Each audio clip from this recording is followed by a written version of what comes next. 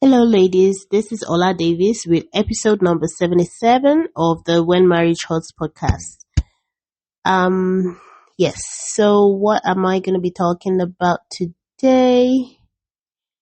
How about we talk about why um husbands do the things they do to hurt us, right?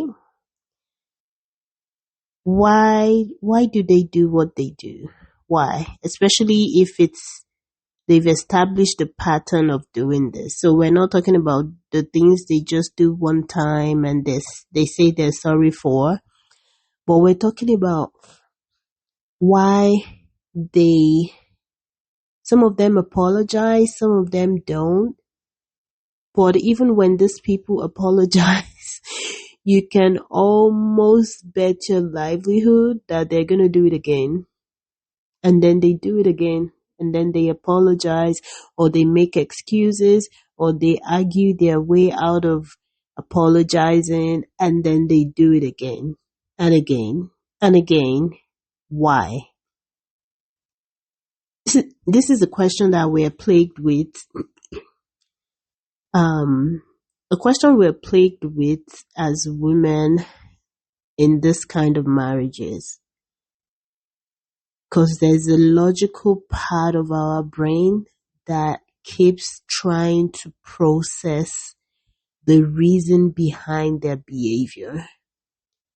And a lot of times we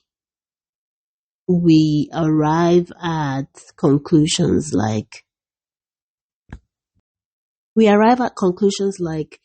I must be doing something wrong, right? And then we seek counsel in church.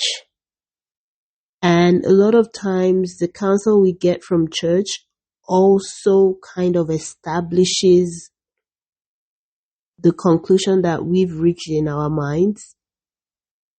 You know, we get this counsel from church that, it could come in different forms, it could come in different words, but the conclusion is still that you are either not doing something right or there's something you should be doing that you're not doing at all. So either by omission or commission, you are doing something wrong. And then that leads us to want to go back to the marriage and pull our sleeves up and like, okay, let me start doing this thing I'm not doing, or let me start doing this thing that I've been doing, but I'm going to be doing it better.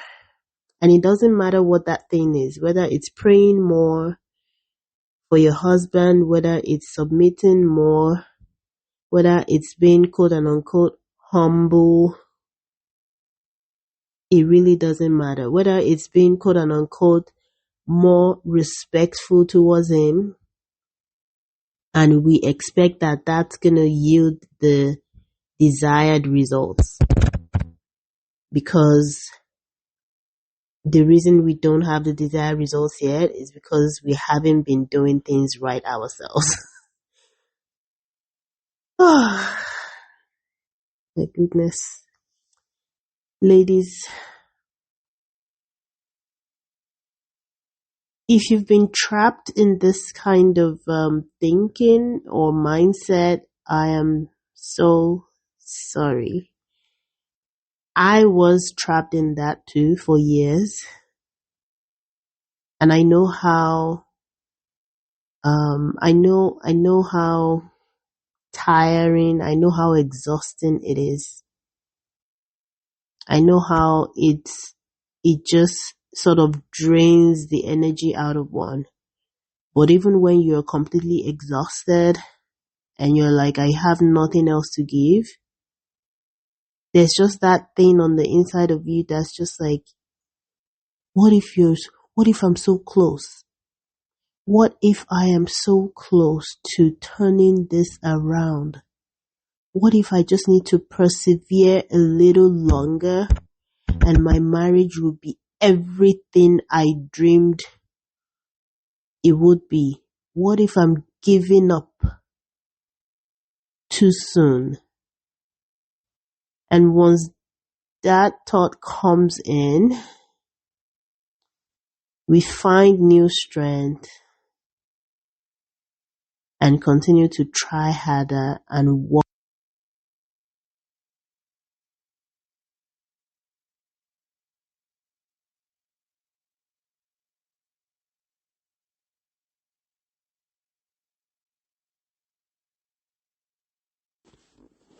We continue to work harder because we think that's how we're gonna like revive our marriage in some way. You know what? I'm gonna tell you why abusers do what they do. Abusers do what they do to hurt you because it gives them a sense of power and control. I'll say that again.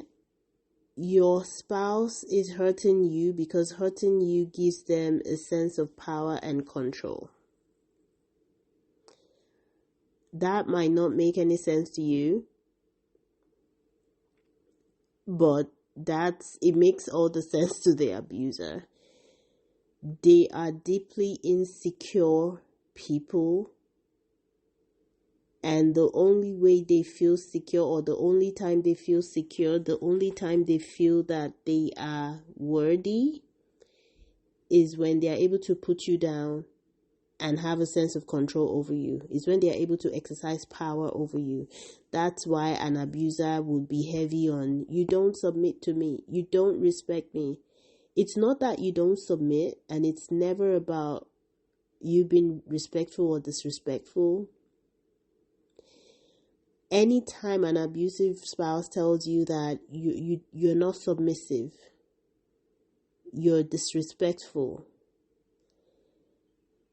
and you fixate on those words, right? Because you're thinking, okay, so if I'm more respectful and more submissive, then it's going to act better. No, he's not even talking about submission. He's using those words, he's using submission and respect, but he's only using those words because those are like Christian lingo, right?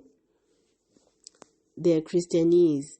It's something that he can tell the church leaders and they can get behind him rather than them, empathizing with your plight.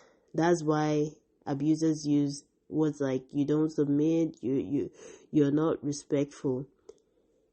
When an abuser tells you you're not submissive or respectful, what they're really telling you is that you're not making yourself small enough for me to feel comfortable.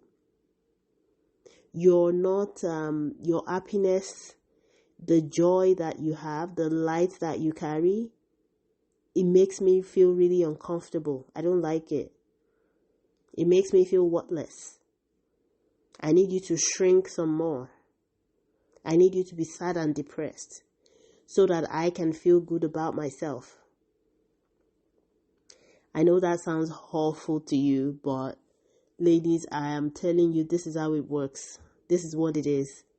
You are over there fixated on how to be more submissive, how to be more respectful and caring, even though you are already all of these things, but you're convincing yourself and saying, okay, I need to do it more to turn things around.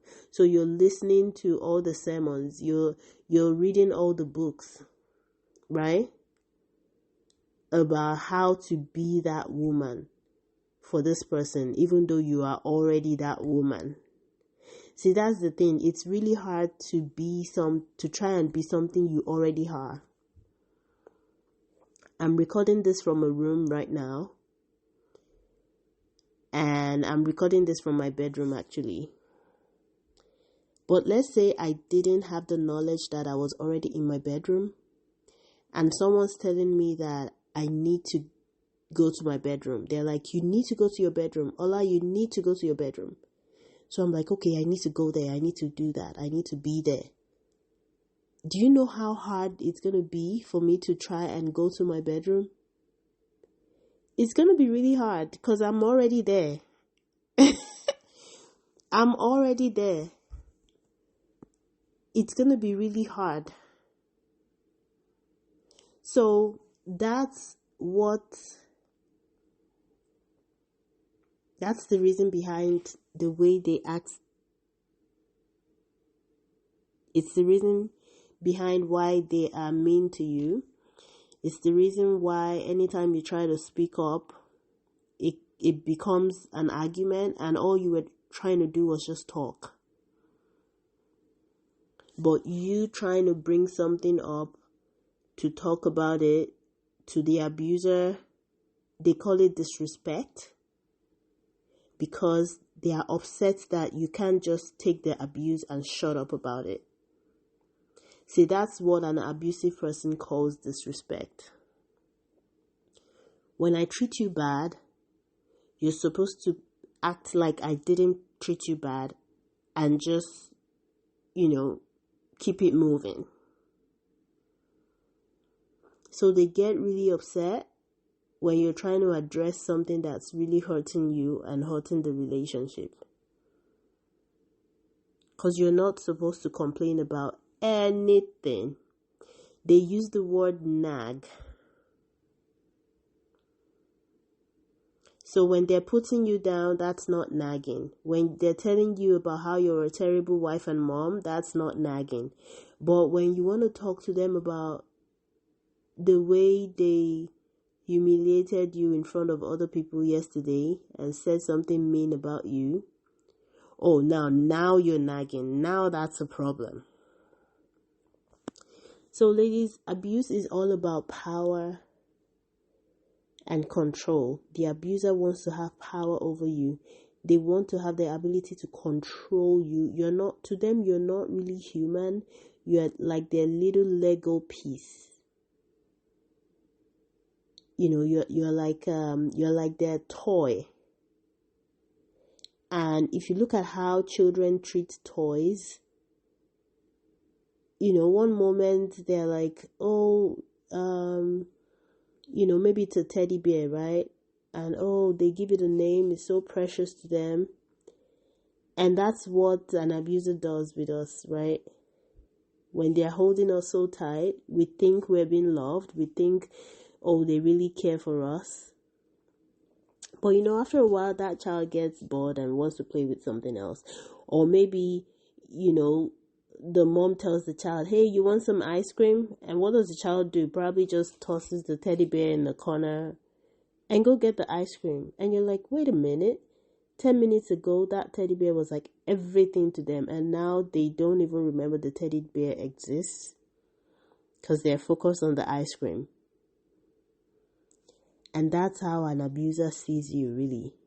You're a thing to be used for their comfort when they need it. You're a thing to be used for their convenience.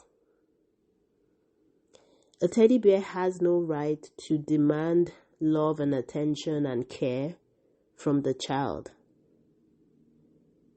You see that?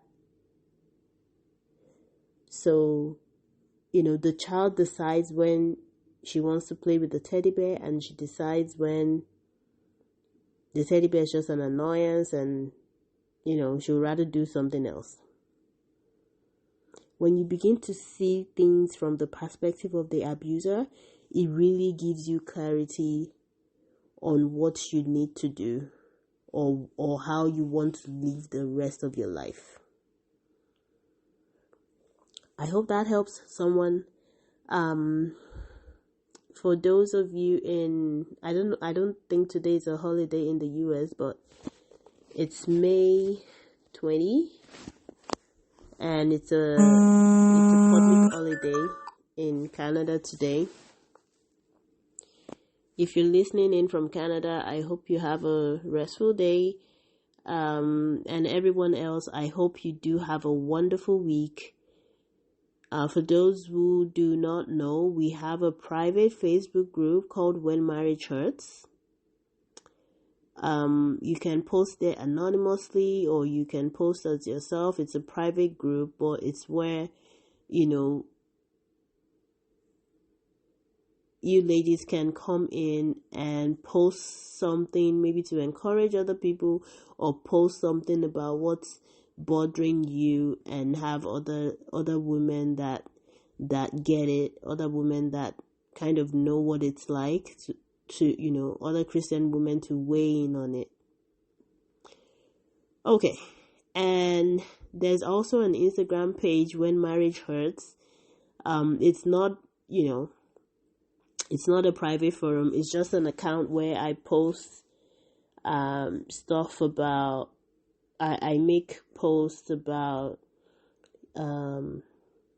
eating abuse, emotional abuse, how the church responds to that, and all of that stuff. So I hope to see you there, and I hope you all have a wonderful week, and I look forward to the next episode where I'm going to be talking about a different topic entirely. Until then, stay safe.